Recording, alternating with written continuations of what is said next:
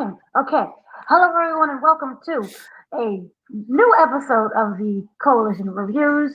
We are breaking down the first three episodes. We're going to be discussing about the Penguin, the HBO Max series that is absolutely amazing. I am the entertainment editor, Dean Abercrombie, and I am joined once again by contributing writer, Mr. Danny Martinez. How are you doing, Mr. Danny? What's up? Doing good. Loving the show. Okay, well, that sounds great as it is. So what I want to know is, as a whole, we only see the first three episodes so far. We're almost at the half. I think we're at the halfway point. Six episodes. What are your initial, right off the bat, reactions to the series as a whole? I didn't think this thing was gonna be any good. I like when I first heard about it. I think it was. Oh, I think I got an echo on here. Oh no, I think it's gone. Yeah, I didn't think it was gonna be any good. No, I definitely have an Mhm. echo. I can't. It's hard to hear myself. Okay, here you go. I didn't think it was going to be any good. It was mostly because a lot of spin-off TV shows for like big name, franchises like Batman or something else. Like you think it's just a cash grab. It's something easy, and there's going to be some lazy writing and bad story and production and stuff like that. This show is really good. Then that's what my first impression was. I was like, it's like watching a legit mobster movie, and I don't care if Batman ever shows up or even gets mentioned. Like, I'm just enjoying the ride. Like, this whole thing is really, really good. I I'm pleasantly surprised by it.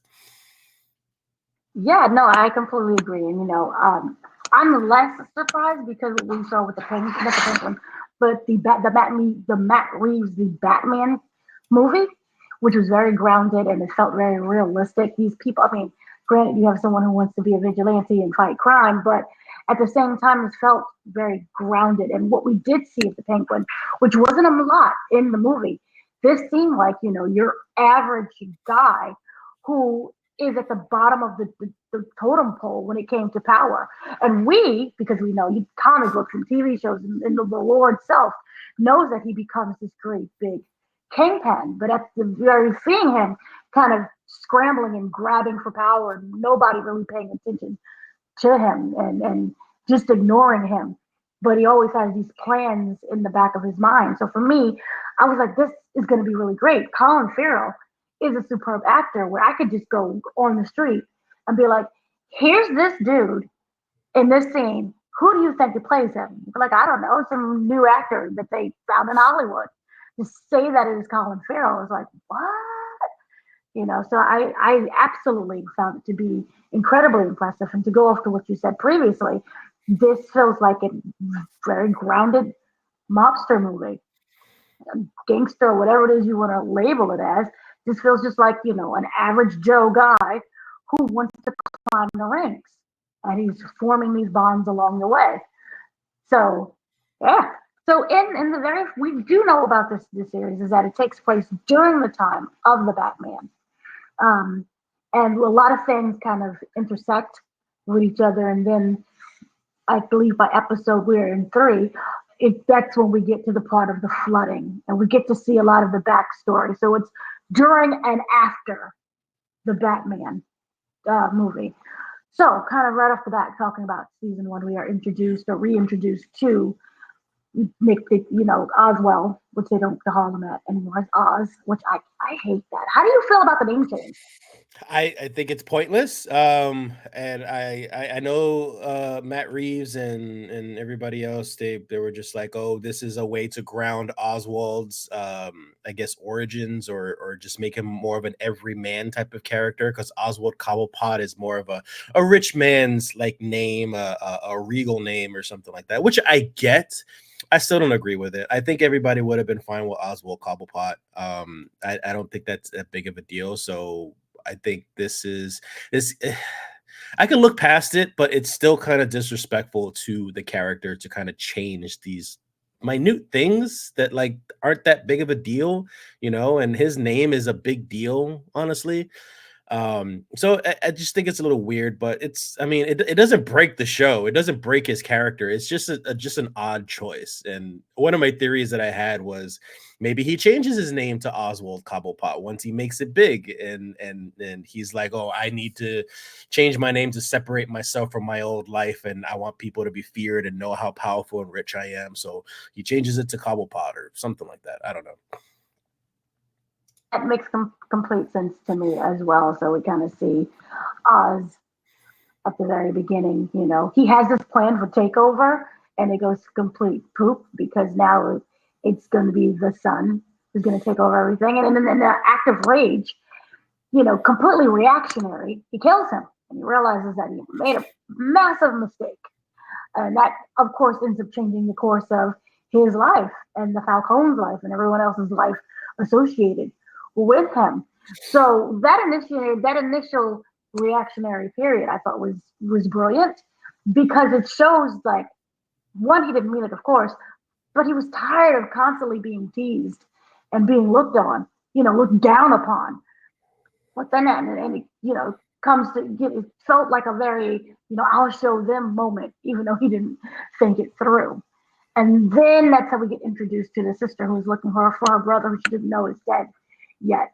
And with that introduction, she is an absolute powerful character. So what did you feel about, episode one? And then also on top of that, this kid, he's a Mexican Dominican named Victor. Many people have the theory that, oh, it's cyborg. No. Yeah. Please stop. And I don't think I even want cyborg.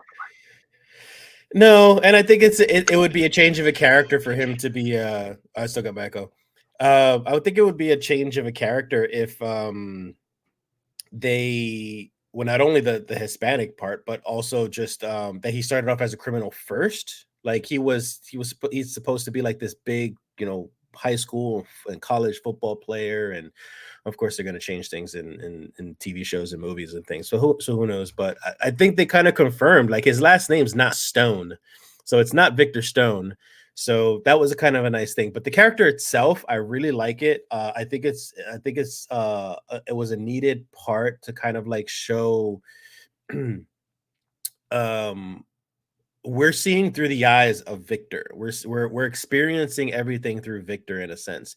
We're kind of seeing like how the mob works and what goes behind the scenes and things and the dangers of it and how you develop into like a little guy and then you grow up to be something bigger and you start to develop those nerves of like hurting people and killing and stealing and robbing and freaking crashing cars into people, as we'll see in episode 3. Like I think that's I know we'll get to that, but I think that's the first time that he's done something that dramatic at that point. So I think that's like a stepping stone for him as a developing character in this mob world. Yeah, no, I completely agree. This is not only just the origin; it's an origin story for a lot of these characters, really, because we do have Sophia Falcone, who we do know ends up being the hangman, and we have Victor, who is his own person, but he is this innocent kid who was stealing what was it, hubcaps from different cars and trying to get Penguin's car, and that's kind of how he was introduced to him. And he instead of being killed or badly injured, because Penguin, remember, he just got rid of the body at that time. So instead of being murdered, he sees that he has a stutter. And in a way that saves him, he sees that he is someone who's just like him. They both have these ailments. And I really liked that right away, where he's like, in a weird way, I hate to say, it shows the humanity of Penguin because normally, make you can't talk, and then kill him right then and there, and he didn't do that. And in a way, it shows that it's a complex character and he has multiple sides of him. So I want to talk a little bit about we have the introduction of Sophia Falcone, her coming in looking for her brother, and basically a lot of people, including me, are like she's off. She spent time at Arkham Asylum, so we know that her experience is not a good one. She's experiencing a lot of PTSD. We meet her through that as well. So, what were your initial thoughts when they introduced this character into the fold? Oh, I fell in love with her. She was great. It's one of those situations. I got my echo again. It's one of those situations where like she has this beauty, and I think people just underestimate her for being a female who's pretty, and like she's got this psychotic side to her that you can just see in her face that she's just like suppressing. She's just trying really hard to be as normal as possible, but just something in her eyes. I think that's what the best part about her character is, that she has these beautiful eyes, but like they're almost empty. They're almost like they're piercing through you, like she's analyzing you or just waiting for a moment to just like take a knife and just cut you up or something. Like there's just something about her facial expressions and mannerisms and things that just she does so well in this. So I love all of it all around. That she's just this, she looks completely innocent and harmless, but she is very dangerous.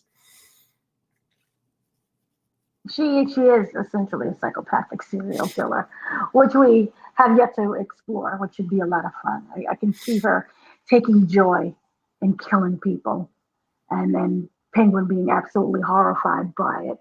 And we end up with these completely three different characters with completely different backstories and personalities, and we see them kind of merge as, in a way, a lopsided crew. And their goal is to take over Gotham and take over the the drug trade with that. So I kind of wanted to talk about. We talked about Penguin, and we talked about Sophia. Kind of talk about Victor. Victor was initially very loving family. We saw it introduced in episode 3. You know, beautiful, bright colors, full family, everyone full of love. He has a girlfriend, someone that he really does care about, and we do see that they are basically killed, except for the girlfriend, um, by what would be in the Batman, that big flood that happens and takes over Gotham. And that I've never seen like a flood go through an apartment building. That's a high rise like that. So you know that he's essentially he's an orphan because of that. And he's kind of this tragic backstory, and you see that he is running the streets not because he's this quote unquote bad kid. He doesn't have a family. He doesn't have anyone. He's not even abandoned. They were killed essentially, and so him being with Falcone, there's that interesting. I don't really view it as a father son dynamic, but more like just a caretaker. And you see Penguin slowly starting to care for this kid that he didn't. And that also shows another humanity part when it comes to Penguin. So, what was that initial reveal of seeing his backstory? Because it didn't have to go that way at all. They didn't make these characters one dimensional, they made them fully formed. With Victor, yeah. Honestly, so I don't know if I missed this at all, but I didn't even realize that we were watching a flashback in episode 3. Like I thought it was just him meeting up with his friends and his girlfriend, and then or first his parents, and then I guess that should have been the trigger right there, because I guess I wasn't paying any mind because I forgot his parents were gone, or maybe he had lied. I don't know, but he was interacting with his parents, and they're like a typical Spanish family in a sense. Like, they're arguing back and forth, and they're pretty much just happy and content with what they have. They're appreciative of what they have, and Victor wants more, of course. They get into a fight, and he moves on. And he meets up with his friends on a rooftop with his girlfriend, and these are like bad influence people that his family didn't really agree with, and he's just chilling. And then all of a sudden, you see the floodgates just explode, and literally Gotham is flooded.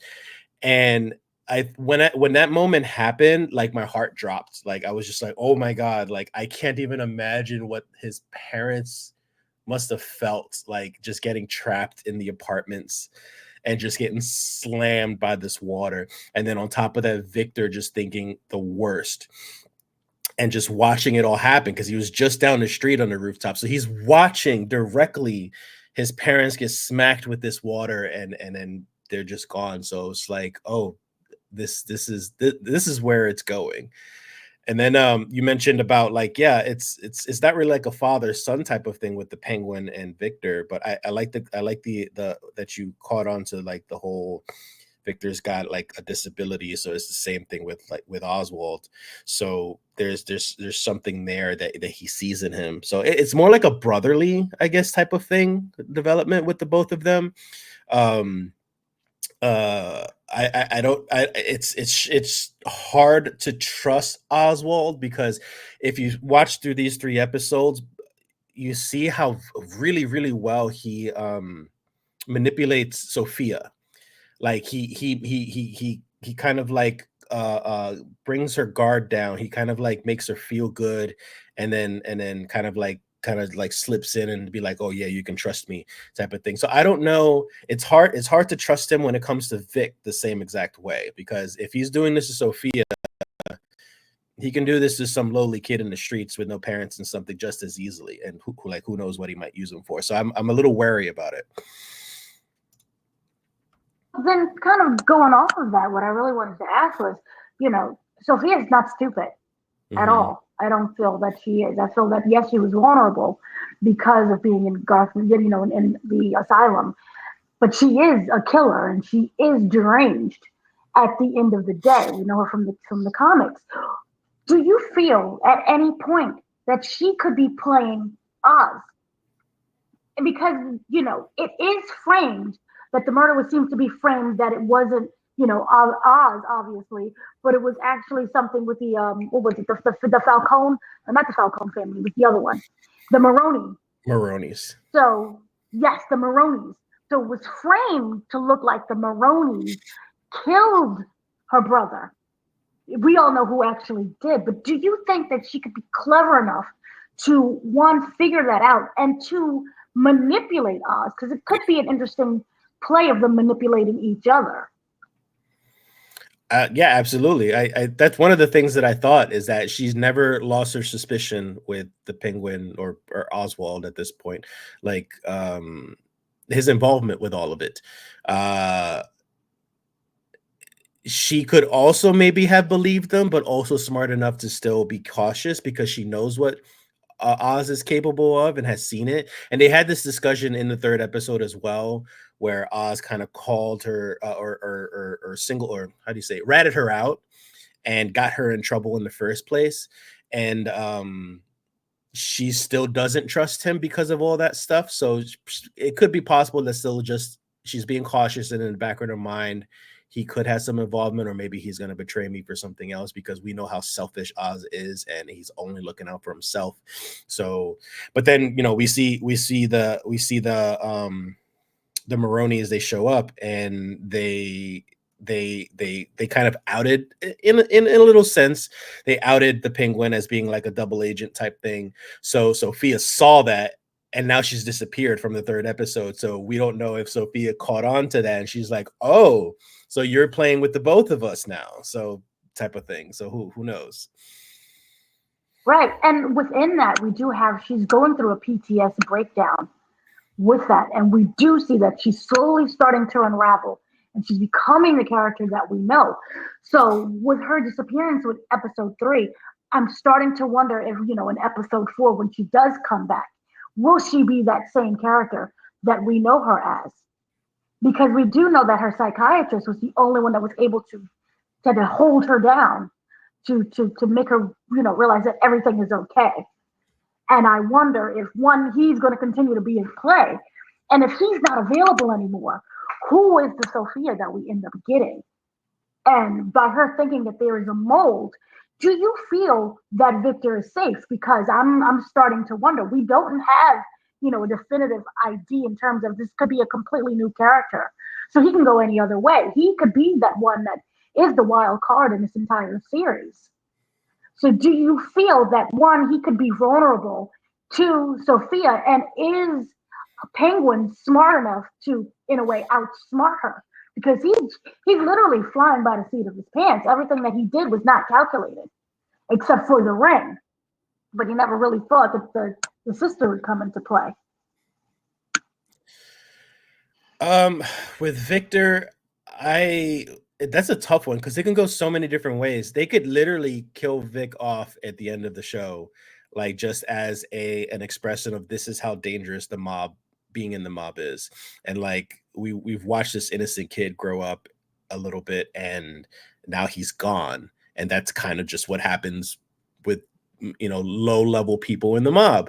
Like, they just die, and now we have to live with it. But another thing I could see is also Vic working both sides because he's so afraid of these people, these powerful people, and especially a psychotic. We saw that scene with Vic and Sophia in the room, and he's trying to like light the lighter and stuff, and how deathly afraid he is of her.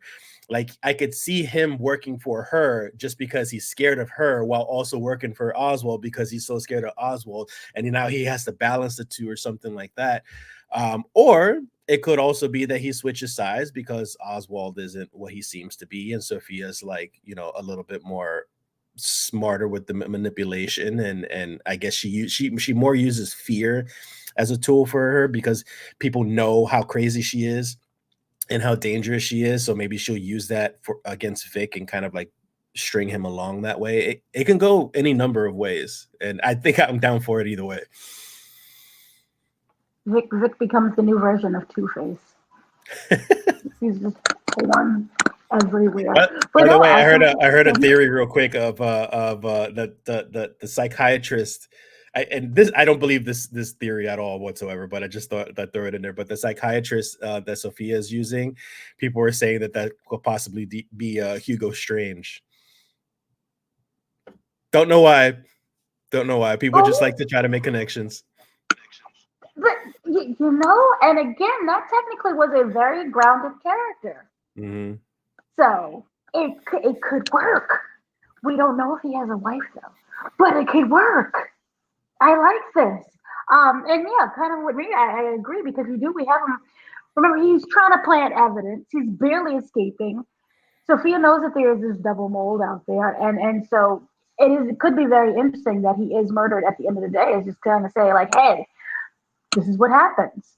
But as a fan, I would just kind of just be hurt, like, oh my God, you took us through this entire show and you introduced us to this kid, and look at what's happening. But what was really interesting, what I noticed is that he's starting to pick up he's learning the game, essentially. He barely escaped with his life when it came to planting evidence and stealing and tricking people. But by episode 3, he's slowly getting more smooth with it. We had the incident with the cop, when he pulled him over. We didn't even pull him over. He was sitting in the car, minding his business, and the cop came over and, get out. And, oh, you have a lot of money for a kid. What money? What money? I don't. What are you talking about? Huh? So he's slowly learning to do the hey. I don't see anything. Say you off. You don't see me. I don't see you. Kind of that finesse that the mob life does have, and that Penguin was able to get. Remember, what's interesting with him, what I loved about Penguin, and I hope we get to see with Victor. Penguin has essentially eyes everywhere in terms of he pays someone off to go do something. Remember the girls that we saw in episode 1, who was like, hey, sugar baby, and hey, take care of yourself for tonight. Get off the streets. He does have that care and that compassion, but it's also reciprocal. Well, they do come and they give him information as well. So I'm starting to wonder, Victor is going to start being that way. We saw him with the payoff with the cop. Cop is like, oh, okay, I don't know what you're talking about. But then again, that also just shows how, not only seedy, but opportunistic Gotham City is. How they let things fly and then let things pass. So I thought that was really interesting. And so also I wanted to jump because with episode 2 was really interesting with Sophia. She has an opportunity to take over the Falcone family hierarchy. She could now be the number 1, I mean, which essentially I kind of felt that was her plan in the beginning after her after her brother died. And then, her father didn't die. The father's in prison. Yes. Wait, I'm getting Falcone or Maroni? Yeah. Okay, see, I'm getting the two. Okay, Falcone is the Onis. The Maronis is in the prison. Okay. Yes. So now it's an opportunity for her to take over the hierarchy and to outdo her father. And I wonder, in order to do that, obviously we do know she has to, start using people and maybe get Penguin out of the way. By episode 3, we do have that weird little not threesome, but trio of them trying to come together with this plan to take over the drug business. But in episode 2, kind of going back, she does think that, I can take full control over this entire organization. And so, with that said, do you feel that she is capable of doing that? And in order to do that, she would have to take out Penguin and Victor, or maybe not even Victor at all. Because if you just like, hey, go away, do you feel him just going away, or is he still beholden to Penguin? I don't think she has anything to worry about with Vic. I mean, I think if anything, she would bring Vic along. I would assume. I think she has everything to fear about Penguin, but she's using Penguin with getting things started for her to take over. So it again, I hate to do this, but like it could go two ways. It can go different ways. One I can see is that she uses Oswald and waits till the very end that she's taking everybody else down, and then she saves Oswald last, and tries to stop him or kill him or whatever it is you want to do. But I could also see it as what we've also seen in episode 3 is when they're trying to find the distributors for this new drug called Bliss.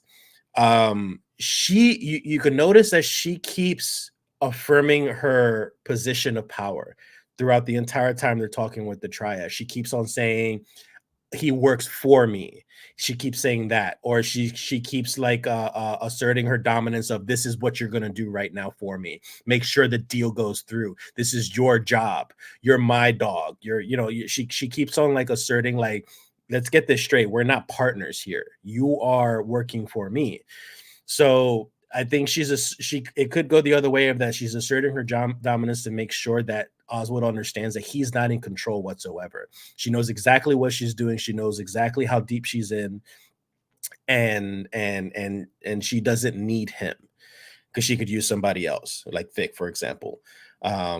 So yeah, it can go either way, which I really like because you can see in Oswald's face like how confident he was when he first convinced Sophia of doing this, and then when you see Sophia asserting her dominance, he's got this face of just like kind of like shock and confusion of just like, I thought we were partners. Like, what is this? What's going on here? Okay, fine. I guess I'm the lackey like I always am, and he kind of just moves along with it.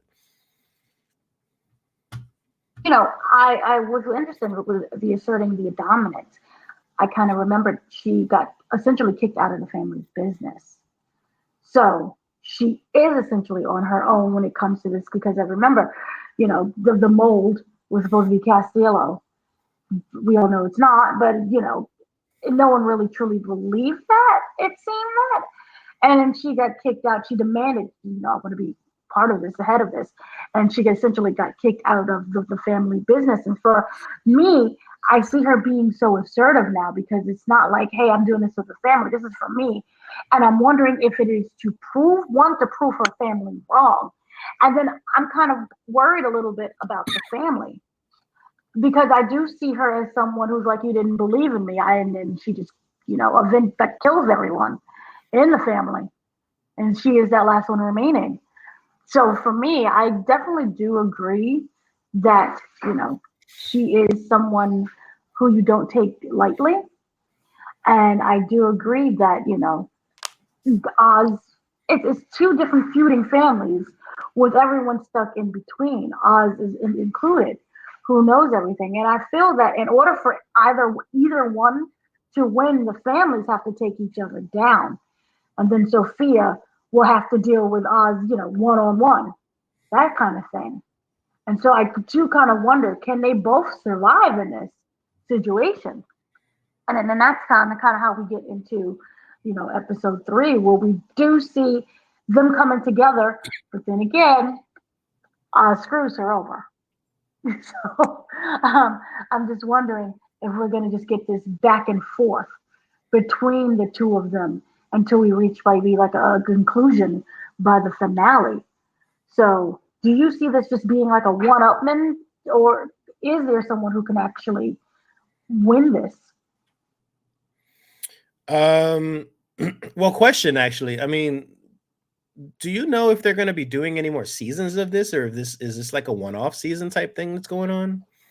I thought it was just a one-off. I know that the plan is to make more of the universe, so we're going to see more characters from the universe.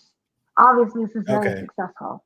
Yeah, I mean, yeah, because I could definitely see them doing like side, like other seasons or series with like the different characters. Let's say, just throwing out names, for example. Not saying that any of this is gonna should happen, but like Mr. Freeze, a background Mr. Freeze before he becomes Mr. Freeze, or like a background of Jonathan Crane as the Scarecrow, like the development between that and how he becomes the Scarecrow, things like that, just as an example. But the reason why I asked was because, like, with so few episodes left, like it's hard to gauge how much they can develop with this little time left, of whether are they going to just have Oswald succeed in manipulating Sophia, and then it's just down to Sophia and Oswald, and then Oswald finds some sort of way to kill Sophia off or get rid of her, or put her back in Arkham, maybe, because she could still be a continuing character, and she just she snaps and goes nuts again, and they're like, well, she relapsed,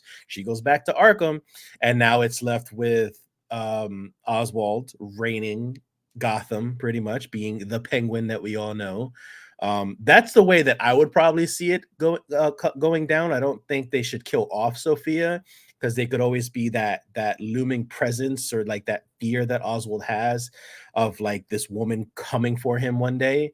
Again, they could use Vic as that kind of like middleman of the emotional attachment between it all, and either like kill him, like she kills him, or Oswald kills him to show how coldless he really is. Like, it's hard to tell. Like, that's what I like about this show, is that you can't really tell what's really going to happen. Like, when you can predict what's going to happen, when it's very cookie cutter, like, that's when you stop having fun with the show. That's like, you know what's coming next. Oh, time to move on to the next best thing. But like this, like, I'm really wondering what the hell is going to happen with these characters. And I hope there's more than one season. I did hear, however, unfortunately, Colin Farrell hates wearing that suit. Like, really hates. He's like, I really appreciate the way that he talks about the character. He loves the character. He loves like the opportunity. He said so himself, but he hates that fat suit because it's so freaking hot. They said they had to make the place so freaking cold. He had to take water breaks in between takes. He had to jump in like practically a refrigerator between takes to cool off and stuff. Like, I don't I get it. You don't want to do this anymore, but I hope we get more Penguin, because he does such a good freaking job. So I was wrong. Actually, there are 8 episodes. So woohoo, two more. Okay. There's 8. Disney is the one that tends to do the 6. Mm, This is 8. Um, so yes, and I do wish that we had more, but at the same time, I don't want to, overdo the character. mhm. So it would be nice, a little, I think 2 seasons would be nice. Loki had the 2 seasons and it connected and everything was great. 2 seasons would be great. I'm pretty sure it's 2024. Why is there no built-in cooling system for this man? Figure that out. All this technology. There's a robot that's running around in San Francisco talking to people and saying, I'm trying to learn about humans and scaring everybody off. So you build in a cooling system for him and let him live his best life, because he is absolutely superb at this. Um, and one of the things that was also interesting with this is going back with Victor. Victor has an opportunity to have a better life in terms of being away from all of this. We do know that his girlfriend, he was introduced to in this episode, he has pursuing a life with her, getting out of the city, because the city really doesn't have anything to offer anyone. He comes from, the poor part of the city where there's not a lot of opportunities for him. So he has that, or he could stay in Gotham where he has the opportunity. Nothing is guaranteed either way, but there could be a possibility of him being successful, of him, raising in the ranks and working alongside Penguin. Um, but either one doesn't seem to be a guarantee. So he stays. Also, he's terrified that Oz will find him and kill him. But even if Oz never did, do you feel that that was the best decision for him to make at that moment? Because everyone's fickle. Oz could be very fickle, and we also don't know what could happen outside Gotham. It doesn't mean it's the promised land either. So we're talking about Victor, right? Yeah, Victor, Yeah, we're yeah. in Penguin. Penguin ain't going nowhere. He happy. Yeah, yeah. Well, so uh, I get where Vic is coming from. I mean, he's a kid. He's not really going to think that much. He doesn't, and he also doesn't know how far Oswald's reach is to be running. Like, if he just ran to the next city, that's not going to do much of anything. You'd practically have to leave the country if you had to, like, hide from these people. But even that, you don't know. So he's a kid. He's not thinking. He doesn't really know the reach of these people. But um shoot, what was I gonna say? Oh man, I forgot where I was going with this.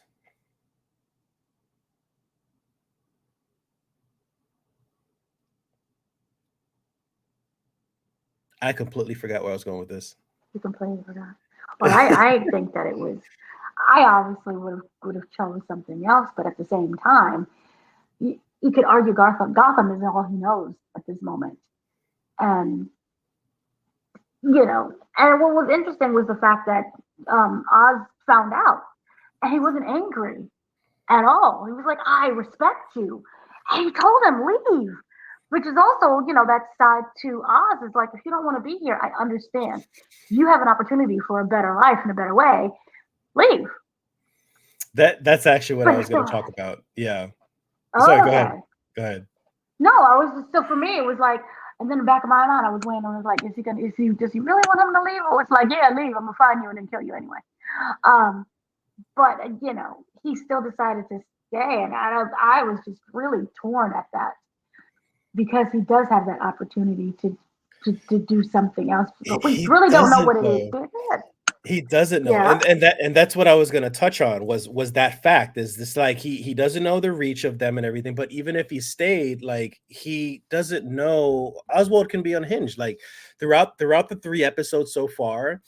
Oswald has threatened him multiple times of death, of, like, if you don't do this thing for me, then you're dead.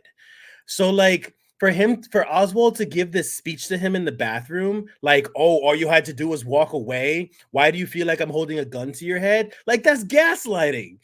Like, he's gaslighting this kid. Like, dude, you threatened to kill him like 5 times in the past 3 episodes. Like, this kid fears for his life. Of course he's gonna be afraid to tell you he wants to get out. And now you're telling him that you're offering him the door, which is bull.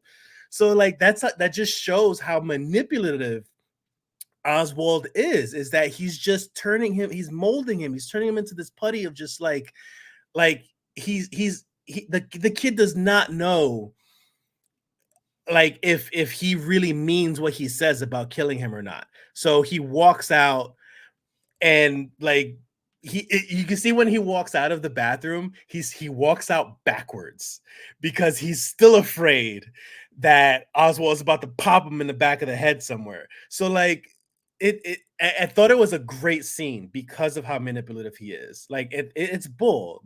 Oswald is gonna kill this kid because he's a liability. This kid could rat him out easily to the Falcons, to the Maronians, to the police, anybody. He's seen a lot. So it it was just a funny scene. Like, just like, it's infuriating how manipulative Oswald can be. And then in the end, you still see the kid, like, driving the Penguin's car and change his mind about running off with his girlfriend, and he still turns back and helps this guy, like, after all the threats and the fear that he put in your heart, and you still decide you want to be this career criminal, and you do this for him. I was just like, oh my god, it's crazy. So then I was wrong then. He is a terrible person. There is no humanity to Penguin. He is just a gaslighter and a user. And he's manipulating this kid because one, he doesn't have anyone else to kind of stand up for him. And that he needs someone who's like him on the street. It's without having a right hand person, he's completely lost, essentially. So I was wrong. Penguin is absolutely terrible, and this kid is definitely going to end up being Two Face because he's all over the place right now, and he's being torn.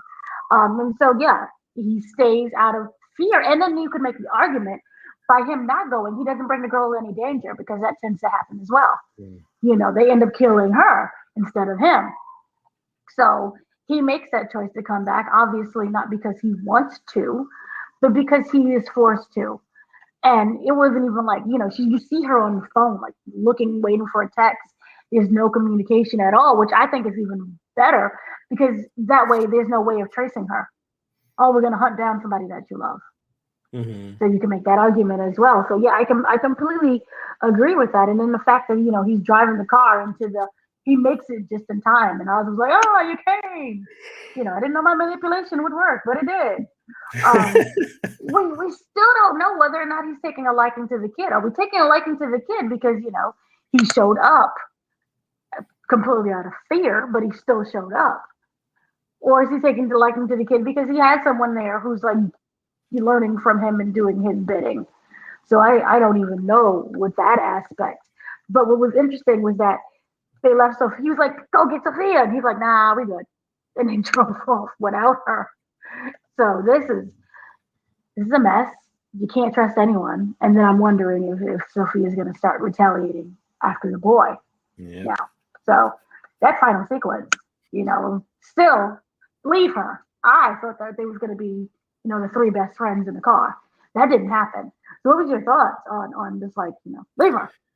That was exactly what I thought. I was just like, you just before this scene happens where the Maronis kind of find him and they're almost about to die. Just before that, they had a conversation. It was a very heartfelt conversation, and Oswald was just like, "I'm sorry. I don't regret what I did to you, but I am sorry. Like, I don't regret it because it helped me become the person I am. I've moved up the ranks. I may not be all powerful or anything, but like I got myself up there to where I have some power, some pull." So, and Sophia on her end, she's just like, okay, I appreciate you being honest with me about it, but where do we go from here? I can't trust you. I don't think I can trust you. And then Oswald responds back. He's just like, well, I guess I'm just gonna have to do more things to show you that you can trust me. And then they get attacked, and then the kid saves the day. And then Oswald's just like, leave her. Let's just go. So I'm just like, you just had this conversation with her and you left her to possibly die. You don't know where she went. So it's just like, that's just adding fuel to the fire of just like, she can't trust you, dude. And you just proved her point. So that's just going to give her even more of a reason to retaliate whenever she, collects herself and figures out what just really happened. I can't wait to see the next episode to see like what Oswald's story is, because I know he's going to spin it in some sort of way that's going to benefit him. He's just going to say some craziness like, oh yeah, I was working for the Maronis, but it was to benefit the Falcones. So I know what their plans are, so I could tell the Falcones about it, or some crazy things like that. Like, he's such a master manipulator, and I want to know how he's going to try to spin this one. No, I completely agree because I was like, I'll just show you. And it's like, oh, you're gonna show her by leaving her there, so therefore she can't trust her, or in some weird way, by her staying there, they come back and get her and pretend, we're the saviors of the day. Mm. Which is, that could work as well, and it's like, manipulate her. It's like, they really care because something happened and it came back for me. So that should be interesting. But she still, as she stated before, she cannot trust him. And so, in a way, I wonder by her saying, I do not trust you, he did that on purpose. Oh, she doesn't trust me? Well, let me just leave her then. That's what I'm wondering. It was like, you can't trust me, so I'm going to go. Bye. I don't need you. Because no matter what I do, you're saying you can't trust me. So I see it also as that way as well. And them having to, maybe fight to trust each other.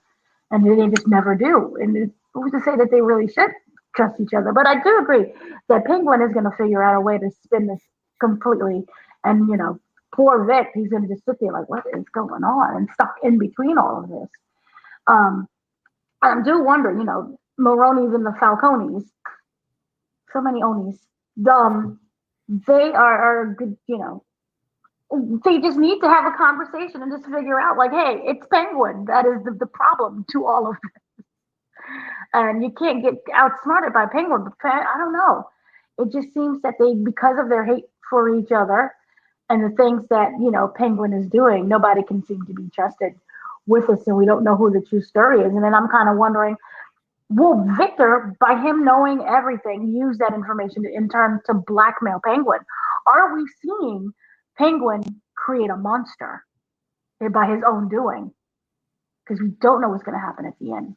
We're all going to assume that Penguin is still alive, but we don't know. So, in terms, do you think that he has that within him to turn into like a Penguin Junior? I don't I don't think so. And that was another one of those reasons why I asked if there was going to be multiple seasons, because especially with a span of 8 episodes, I don't think we're going to see a development that drastic with someone like him, with this kid. I think if we had multiple seasons, you could possibly see that happen. But I really just think the kid is just a vehicle for us to see through innocent eyes the perception of everything that's going on, plus more of an emotional attachment to somebody that's involved with all of this, and kind of like that moral compass in a sense, which helps out a lot. But I think in the end, this kid's either still just going to be a lackey, or he's going to be dead. I think those are probably the only two things that's going to happen at the end of the series. And to your comment about how Penguin feels about Vic, I think Oswald feels more of a boss. Like, he's treating him like a brother. Sure, he's manipulating him. He's doing these things to kind of make sure that he sticks around. But I think Oswald enjoys the power of controlling someone, just like the Falcones did or the Maronis did with their lackeys. Like, they control people.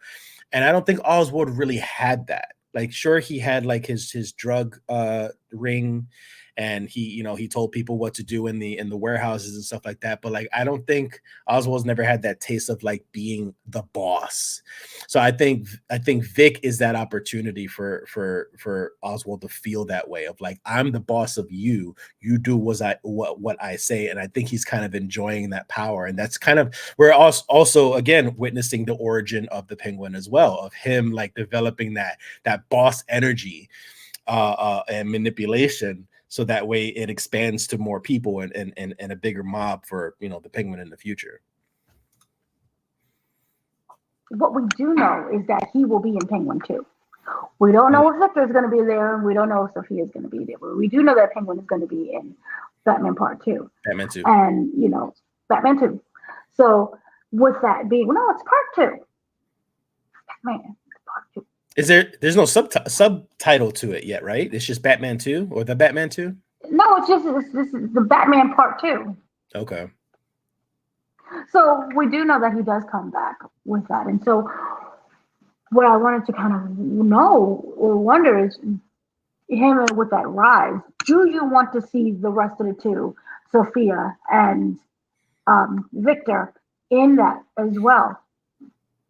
In what? The Batman Part 2. Oh, not really. I think, I mean, yeah, it's nice to mesh it in all together and stuff like that, but they have their own story going. They have their own stuff going on. Like this world that we're in right now with the Penguin is very different from the Batman, even though it's all the same. So like I think meshing it all together, there's no it's kind of like that same the stupid thing that Hollywood does, is that meshing too many villains into a movie, like the Spider-Man movies, like, or like, like Tobey Maguire ones, or like the Andrew Garfield ones. Like, you're just meshing too much together. Like, it's not necessary. You can keep it separate. We know of these characters. It's okay not to have them in there. Like, so if they do the Batman, sure, the Penguin could be in there. He could be in there just as much as he was in Part 1. He doesn't have to be a prominent figure. I for the Batman Part 2, I really hope and pray they just focus on a new villain. I'm tired of like seeing the same villains over and over again. Like, I would like a new Mr. Freeze, even though I know that's not really grounded, or like a Clayface. We've already done Scarecrow a couple times, but maybe the Scarecrow. Joker, I'm done. Like, no more Joker, please, no more Joker. I've had enough with the Joker. We don't need to do no more Jokers anymore. Even with I forget the actor's name. He had a hideous, great face for that cameo in the Batman. Barry Keoghan. Keoghan. Okay, yeah, he looked great. It's just, I'm done. No more Joker, please. Like, you could do Hush. You could do Hush. You could do the Court of Owls. So with the Court of Owls, you could do Talon. Like, there's so many other grounded characters you can do for the Batman, and just have the Penguin in it. That was pretty much my point. So, like, yeah, Vic and Sophia, maybe mention them, but you don't need to put them in the movie. Ouch. Yeah, I agree with Joker. I was excited for Joker, and then came around Joker 2, which, a great movie, but I'm just tired right now of that. Although I wouldn't mind a cameo. Just let him be normal in a weird way. Mm-hmm. But I completely agree. So with this, I just kind of really want to see the destruction of the Maronis and the Falcones. And with them out of the way, Penguin can finally slowly become Penguin and have his own empire, and see what happens with Bliss. Maybe Bliss itself becomes a centerpiece in terms of, we have this new drug and everyone's getting high and people are dying. And how does Batman kind of help with that? And we need to get rid of the drug aspect. That's grounding too, in a way. And we saw him do that weird little, I forgot what that sequence was when he inhaled that smoke in the first Batman movie, and he kind of went, full crazed, but kind of something like that as well. So that could be one of the things, but I don't see for long the Maronis and the Falcones continuing with this line of them being in the sequel, because it's great for a series. I feel that's great, and but I don't want that to be a continuing thing when it comes to movies. And it was really wasn't in the first one. It's more like a background thing, but I just don't like that. And we're supposed to have the rise of Penguin. So with that rise, you need to get rid of some people right now, and that would be a really great thing. And then also, again, I don't know who would be the main villains. I know that Rolf Reeves and Robert Pattinson, it was like, there's Quarter Owls, which is really interesting. That whole dynamic, that itself is just, you make that a cult, and you can make that very realistic. Nothing crazy about that. Calendar Man, and then also Mr. Freeze, you can ground that. As you said before, there's Scarecrow, and wasn't there a pig? Professor Pig. Yeah, Professor Pig. Yeah, that's actually a good one too. So there's a lot of things that you can choose from, and these are very grounded characters. Yep. Honorable mention. I'm probably just the only one who thinks this, but I would love to see the ventriloquist in live action. Like, the ventriloquist is just psychotic. Like, it's just like a nerdy, skinny, pale guy, but he has like this gangster puppet, and the puppet does all the talking while he like the ventriloquist is like the lackey. So I love it in the Batman animated series. If you guys ever watch it, like, what I love about it is that it really does make you wonder if the puppet is actually talking or not, and like the ventriloquist really is just a lackey. So I just love that, like, mental play, that psychology of it. So I think that's perfect for a Batman movie. Oh gosh, that would be interesting. And the puppet was the one that was controlling him. I felt that was scary as a kid. It was, yeah. But yeah. So is there any kind of other final thoughts? I know we only got like 3 episodes. Or anything that you want to see in episode 4? Nothing in particular. I'm loving the ride so far. I'm loving the unpredictability of it. So I just want more of that coming up. Like I said in the beginning of this episode, I don't care if Batman needs to show up. I don't think he does, or even be mentioned for that matter. They should just focus on these characters that we're experiencing right now. So I kind of just hope that it develops more into a battle between Sophia and the Penguin. And I know he hates the Penguin moniker. There's a scene in episode 3 also where the guy on the bed, when they're like threatening him, he calls him the Penguin, and you can see in his face like, you motherfucker, you just called me that name. And I hope in the end of the show, when he rises to power, if he rises to power, he accepts it and acknowledges it and uses it as like a tool for like fear, just like the Batman does or the Riddler does. Like he has a moniker now too that people need to fear as well. Like I hope that's what happens towards the end. Didn't mean to jump. I completely forgot this. Oh, the gunshots. Is Sophia dead? Or is the Sophia that we know of is dead? Because I think it's the second one. So you think she's gonna snap? Like we're gonna see the Hangman? I think she's gonna snap because Yep. you know those gunshots didn't seem very promising. I like that. So any theories with you?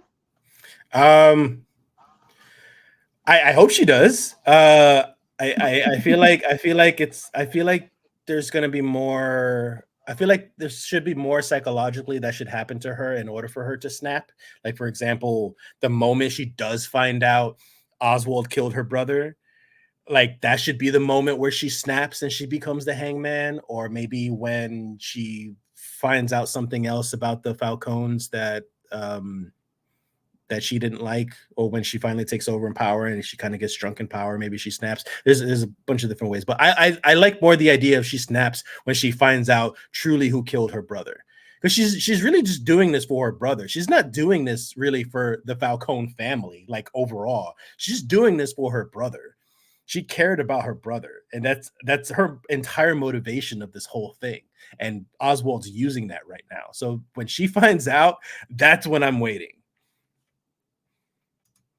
I completely agree with you, but also I wanted to get the backstory. I hope we get her backstory of how she ended up becoming into like going into Arkham Asylum, and the fact that remember she had all those crimes, but there was that whole theory of whether or not she was wrongfully accused for those crimes.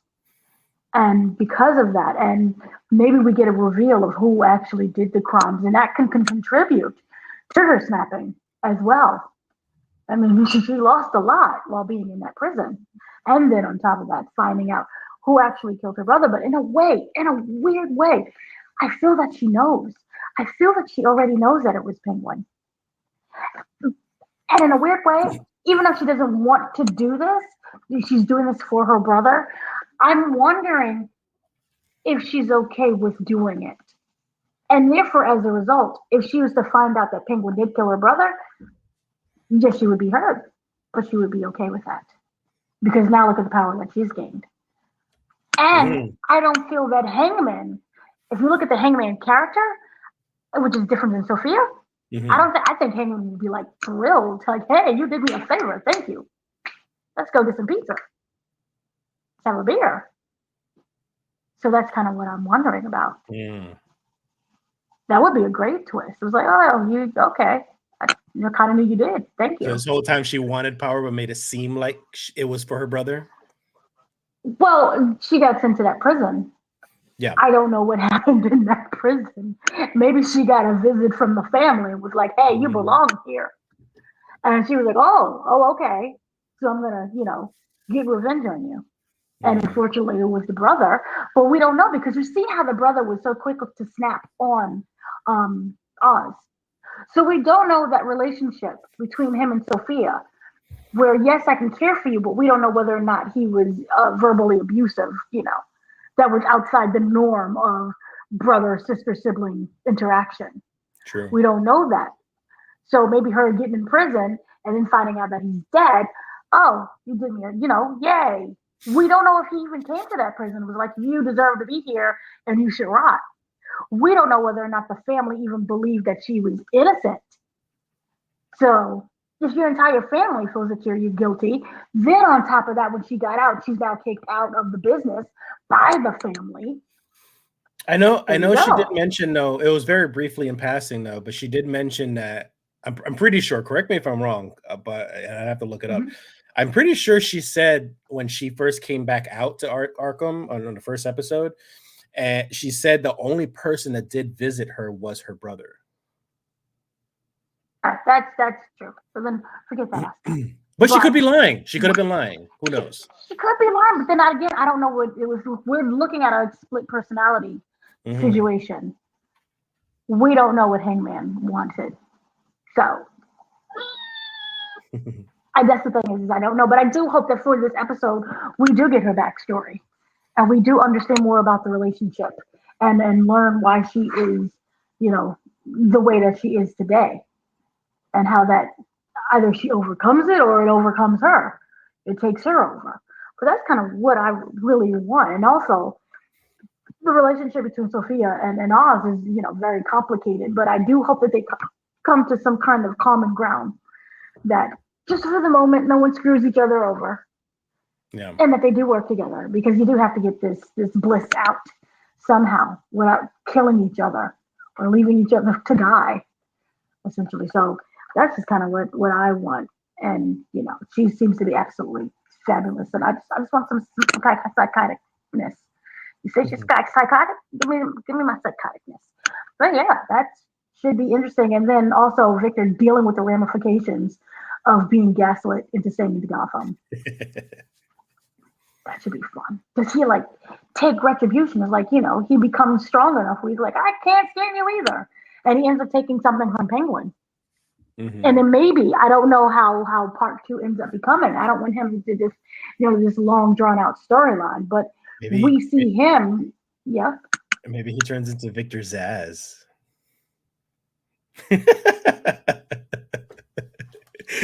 That's how crazy he gets. You never know.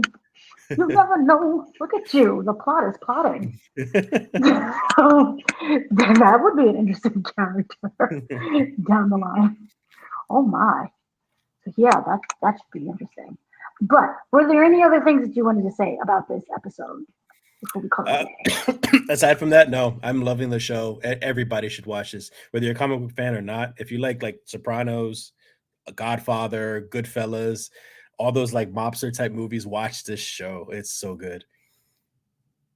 No, I completely agree with you. And it doesn't really feel like a comic book, which is a great way of looking at a comic book because it gets such a bad reputation of being cartoony. Yeah. And then, those who lived through the 90s had to sit through all of the other stuff that really was an ungrounded version of Batman and Mr. Freeze and Poison Ivy. Oh, God. Arnold Schwarzenegger flashbacks. Here's my life. So, yeah, so I completely agree. And I look forward to it tomorrow, which will be episode 4. So, yay. So, for everyone watching, thank you so much for watching. We will see you later on. Have a great day, afternoon, evening. I have been your host, Dana Abercrombie, once again joined by Mr. Danny Martinez. Is there anything that you would like to plug? Negative. Oh, well, I guess we're gonna me and Dana, we're talking. We're gonna try a different format for some gaming reviews. So I'm gonna be reviewing Silent Hill 2.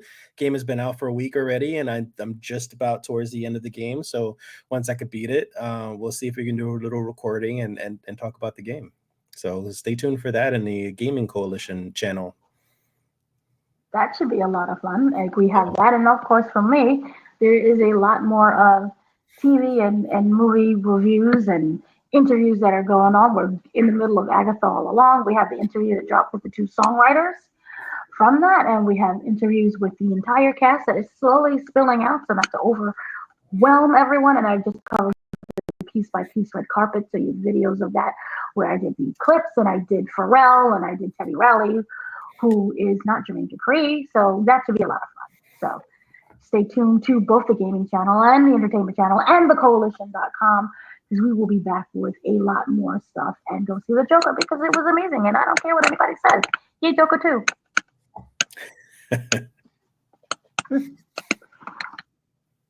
Oh, wait. I don't know how to stop. Let's stop. Did it end? Nope. Still recording. It's still recording. Oh, wait. See, what?